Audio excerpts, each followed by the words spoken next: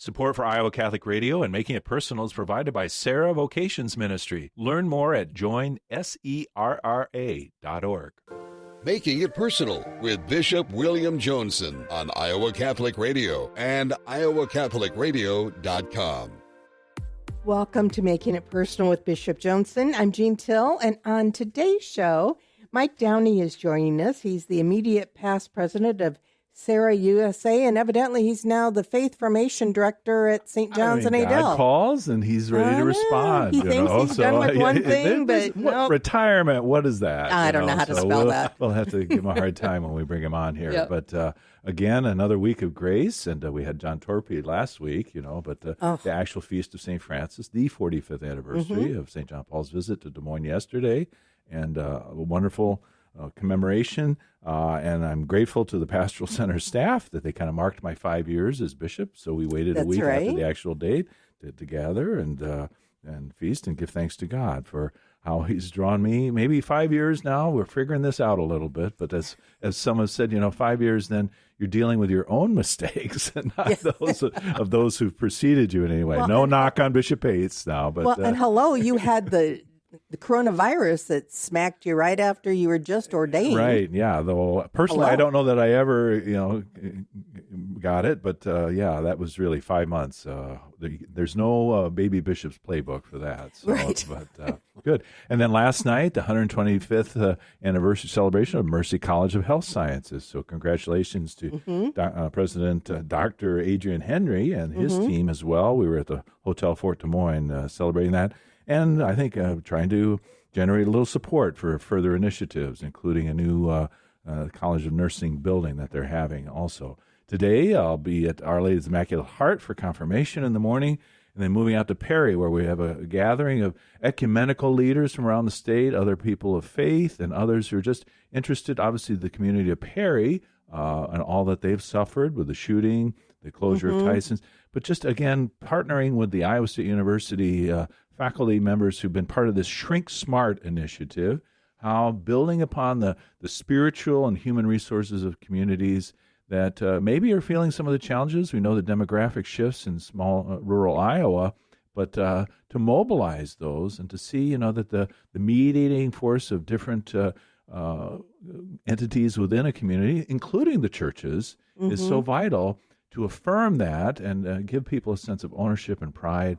And maybe then how can a new era of flourishing happen? So that's going on all day in Perry, and I'll be able to join them in the afternoon too. So, and then tomorrow we'll be down in Winterset, St. Joseph Winterset, south of Adel, to confirm again. So Father Tom Dooley, pastor there and at Irish Settlement. So much to be about.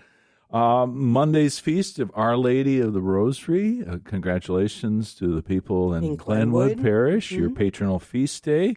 And I've had a preview with Father Siepker, the pastor there, as they'll do some interior renovation of the space of that church that I believe Monsignor Bagnano was pastor when they built the present church.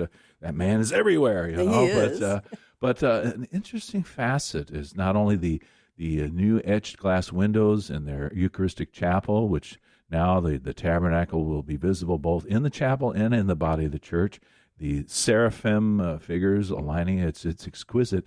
And then with the new tile mosaic floor that will be installed, no more carpet there, ringing the perimeter of the entire nave of the church will be the rosary. And so people can kind of move around the perimeter of the church, praying the rosary, a kind of living rosary. So they have a very active youth group there. I'm sure that's one of the things that they'll be doing. But congratulations to Father Siepker. So an already vibrant community. I think the church will match and exhibit all that is happening there. So again, then looking forward to the regional celebration. Serra, we had Cardinal Collins a few weeks ago, kind of previewing that as well. But getting ready for the people converging in West Des Moines for those celebrations and the liturgies at St. Francis of Assisi, which I'll be privileged to preside and preach on Friday afternoon. So many good things. Many good things. We're going to take a quick break, and when we return, we'll visit with Mike Downey, the immediate past president of Serra, USA. You're listening to Making It Personal with Bishop Joensen on the Iowa Catholic Radio Network and the Spirit Catholic Radio Network. Welcome back to Making It Personal with Bishop Joensen. On today's show, we're visiting with Mike Downey, immediate past president of Serra, USA. And Mike, it's a pleasure to have you on. Your engagement in so many ways, a catalyst for many things of faith. And, it says immediate past president of Serra, USA, but you're not sitting back drinking margaritas these days, are you? No, thank you, Bishop. The past president has duties, too. We're in charge of putting together the nomination committee that recruits all the future leaders for Serra. So it continues on, and then I was elected as a trustee to the Serra International Board. Congratulations. Back in the New Orleans convention that just took place here in June. So eventually you'll be president of Serra International? No, I plan to retire. Again. Again.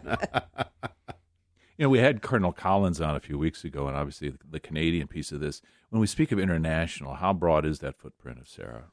There are 46 countries that have Serra clubs, and there are 400 Serra clubs in total. Now, the U.S. has about 200 clubs, so it's half of those, and we have about 60% of the membership. But that's not a surprise because Serra started in the U.S. up in the state of Washington. So, yeah. But it's it is broad. right in jest. Yeah, Well, Unipro Serra, It is. It's truly worldwide. Tremendous. But here you are at St. John's Parish in Adel, though, as well. And, every time you're trying to get out, they drag you back in. So I love it there. Yeah. It's a great little parish. Very vibrant, very alive. We have so many young kids at Mass. It's just wonderful. Beautiful. And the development going around there, obviously we look to that. We might That's have a to start crazy. We might have to start thinking about a school here at some point. But let's look at the demographics. So, but Father Michael Hutchison, the new pastor, it seems like it's been a happy fit between you and the parish there. So much so that he reached out to you recently. Reach is, I'm not sure, do they ever reach or they just tell you? It's like trying to say no to a bishop. Yeah. That didn't work either. Some people have no problem with that, including priests. So. Yeah. What? So a role in at the parish there. Yeah, we're looking for a new permanent faith formation director for the parish.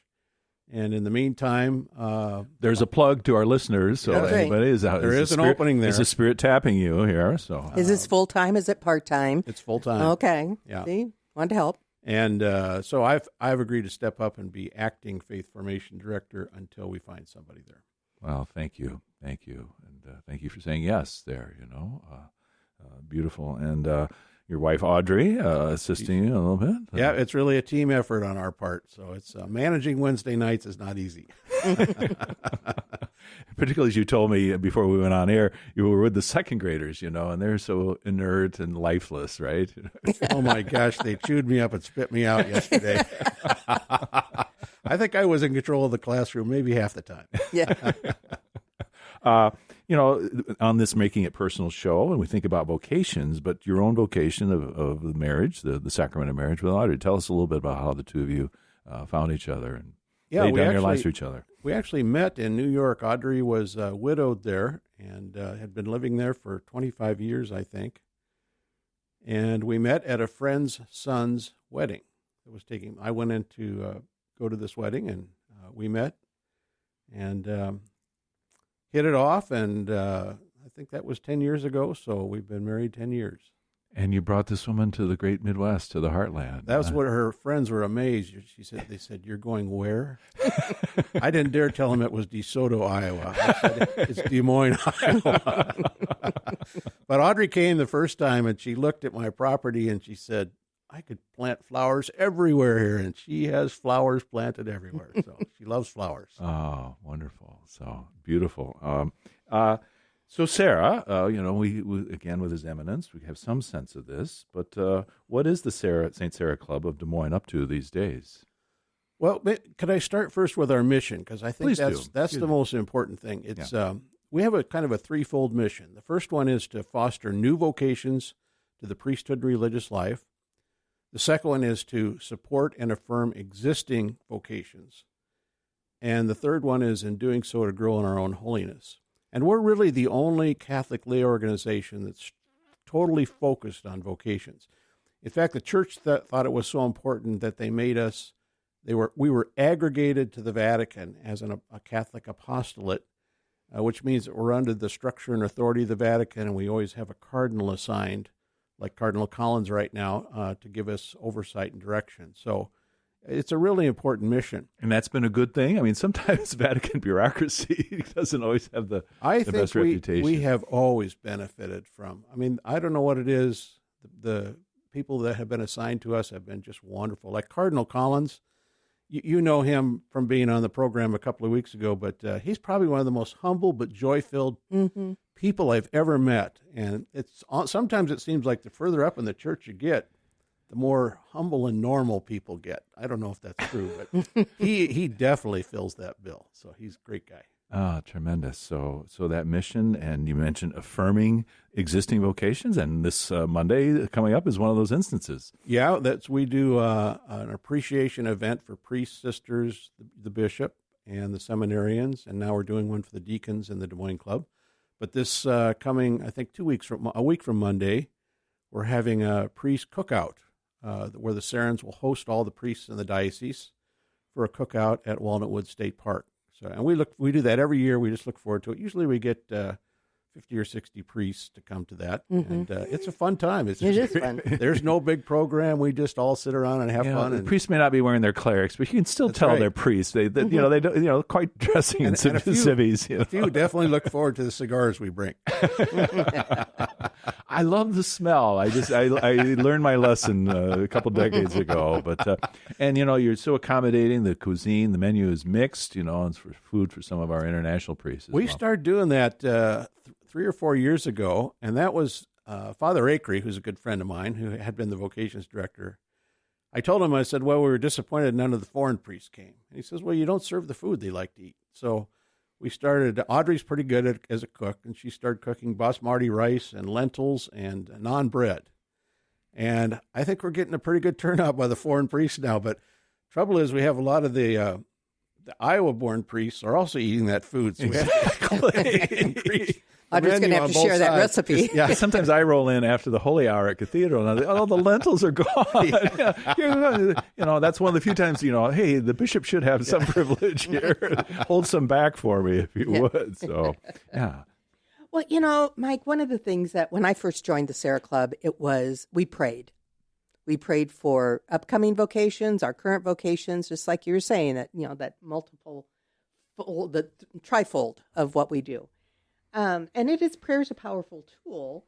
But we have to encourage vocations, the priesthood and religious life with some boots on the ground activity too. I mean, we have to be visible and help lift up young people or old people in their vocation. It's not just all young people, right?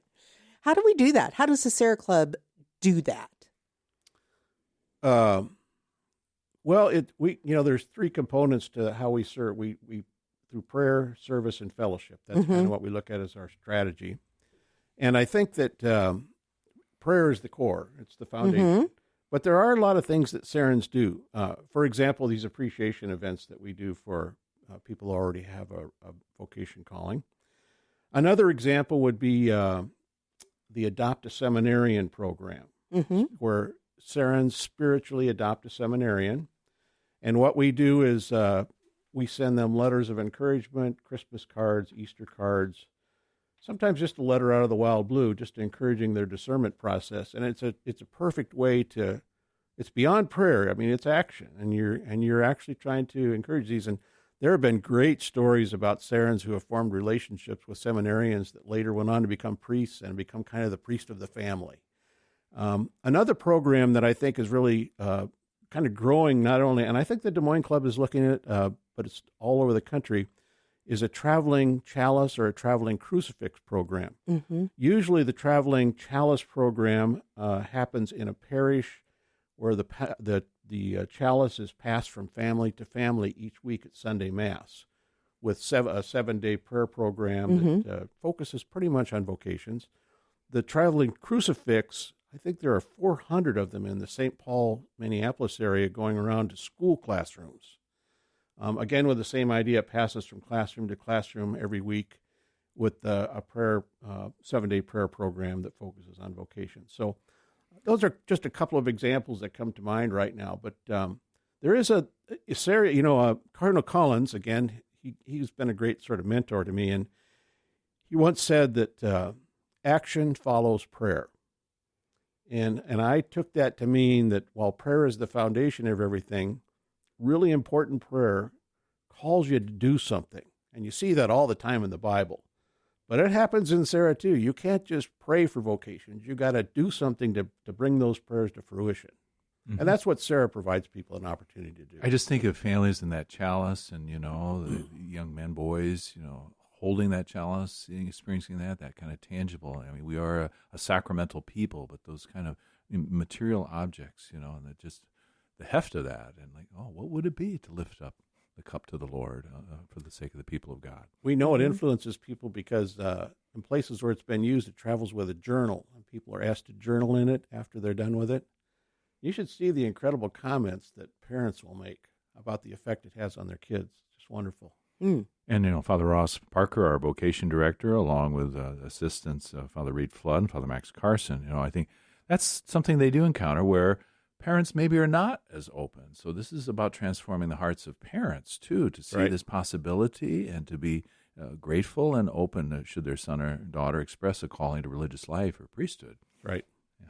So beautiful. You don't expect me to give my only son to be a priest, do you? And then have many spiritual sons and daughters in that way. And then that hits home, because there are only children, and they're looking for grandchildren, too. So we can think about our younger priests assuming more and more responsibility.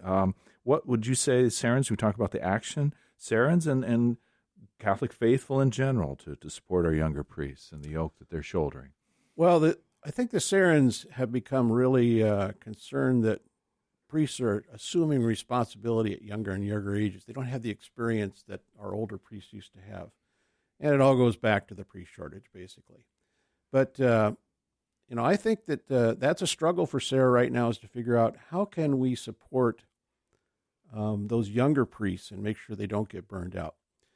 Pope Francis gave a private talk to the Serrans back in 2017, and he described Serra's role in the church as being a special friend to priests and seminarians, kind of special with quotes around it.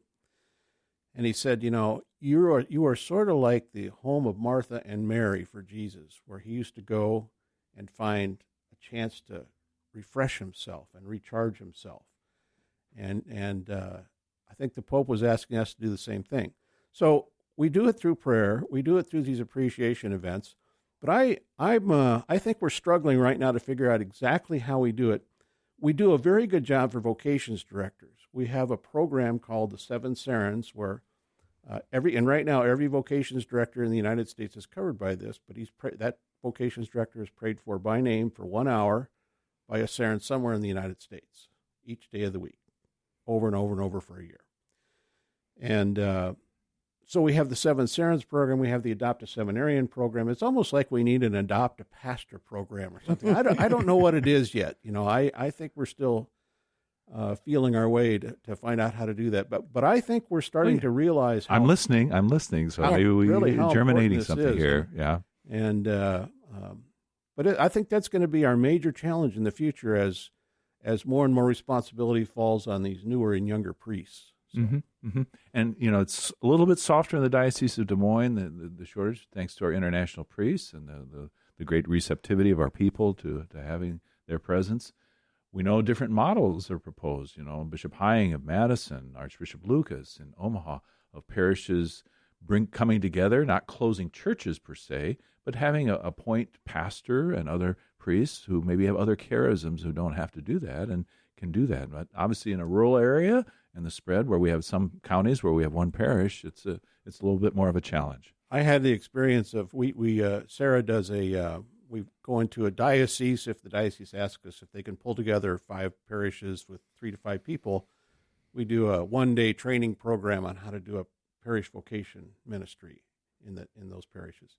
So I went to Cincinnati and Covington. It was Cincinnati and Covington, I think, two dioceses that are right across the river from one another. They had one jointly, and they had gone through a massive reconfiguration of parishes, like 5-1. And we had 80 people that attended, and when I asked them why they came, they weren't Serrans. They want to be on a parish vocations committee. They all said, we didn't really believe the priesthood shortage until this happened. And they said, and we realize now we have to be part of the solution here. We have to do something here. So it's, I think we have been blessed in Des Moines, in the Des Moines diocese. But sooner or later, all these pressures come to bear on everybody. Well, and the spirit, and we don't want to just be a reactive mode. We want God to call forth vocations, and He's always, so sending His Spirit. It's up to us to create the culture, the soil that is turned over. Then that these great gifts of people who want to serve the church can emerge. Stay with us as we continue our conversation with Mike Downey, the immediate past president of Serra, USA. If you would like to be a part of the work and the prayers of Serra, go to joinserra, SERRA.org, joinserra.org. You're listening to Making It Personal with Bishop Joensen on the Iowa Catholic Radio Network and the Spirit Catholic Radio Network. Welcome back to Making It Personal with Bishop Joensen. And, of course, we're grateful for the sponsorship of St. Serra Club, yes. And we're mindful also of our extension, the Council Bluffs Serra Club, Phil Caniglia, and the whole group there. That's a power.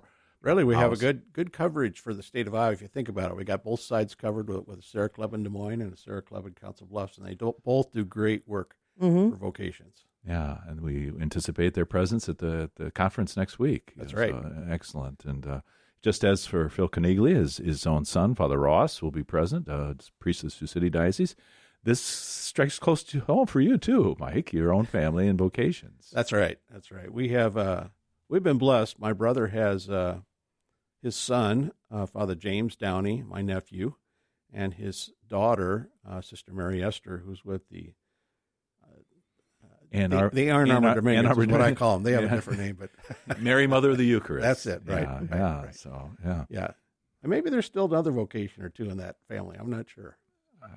I could see it. It would not surprise me in a beautiful way. Yeah. Sister Mother Amata Veritas of that community will be appearing in Des Moines at the Legatus gathering in November. So, again, the lines flow very well.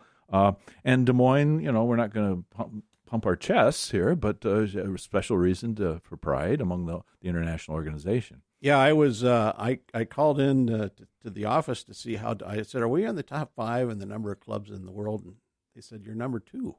We are the second largest Serra club in the world." How many members do we need to be number 1? Yeah, you need 202. That's how many St. Louis has. But I think we have about 150 or 160. So we only need 50 more. Yeah, well, that's actually not much. I mean, if there's a lot of support for vocations, it really speaks to the strength of the support for vocations in the diocese, I think. Well, and that does include the Council Bluffs Serrans. So, and I think to animate things, and I think we will see the fruit as we sow God's Spirit and cultivate connections in Christ. Honestly, this is a year where, feeling a little, we don't have men going into the seminary this year, but we know that we have at least a dozen men poised. Some of them we asked to wait a year to gain more life experience, more study, or that. The floodgates could really burst forth here in the diocese, and that would be a wonderful thing. We know in the Diocese of Columbus, Ohio, Bishop Earl Fernandez, 16 men entering seminary last year, 10 men this year. So if we're going to have a competitive spirit, let's fervor the fervor of our prayers that might be fired up in this way. The Eucharistic Congress, the whole Eucharistic revival and the Walk with One initiative, but Serra was present there. That's one of the biggest deals that Serra's done in my whole time in Serra, my 20 years. It was huge. It was, and Bishop Andrew Cousins asked us if we would sponsor the Vocations Pavilion at the National Eucharistic Congress in Indianapolis. But he mentioned that it cost $150,000. Well, Serra is not a fundraising organization. It's prayer, it's service, it's fellowship. But we took it on. We decided we want to do that. And here's why we did that, the connection to our mission. The Eucharistic Congress is really all about convincing, again, or reconvincing Catholics about the real presence of Christ in the Eucharist at Mass. And all of our priests have really given their whole lives to become priests to bring the real presence in Christ to the people at Mass. and you see these surveys saying there's an incredible number of Catholics, even the ones that are going to Mass, that don't believe in the real presence of Christ. And I'm thinking, what do the priests think? What a depressing thought for the life they've given. And so we decided we had to do this to affirm the priests that have given their life to bringing the real presence of Christ to people in the Eucharist. So it was a really important event. We were able to give away or provide 50 booths to religious orders in the United States. I mean, free. And they were jammed. It was just, there were 3 aisles of booths on both sides. You think of Audrey's flower garden, but this is like a flower garden of religious community. It was a beautiful wonderful thing. So, Mike Downey, thank you for all you're doing behind the scenes and now maybe a little bit called out front at the St. John Parish in Adel until that person who's listening steps forward to become the next Faith Formation Director. Thank you and blessings. Look forward to spending next weekend with you all. This has been another edition of Making It Personal with Bishop Joensen. Thank you to our guest and to all of our listeners, whether you are in Iowa or Nebraska or Wisconsin or wherever you may be listening on the Iowa Catholic Radio Network and the Spirit Catholic Radio Network.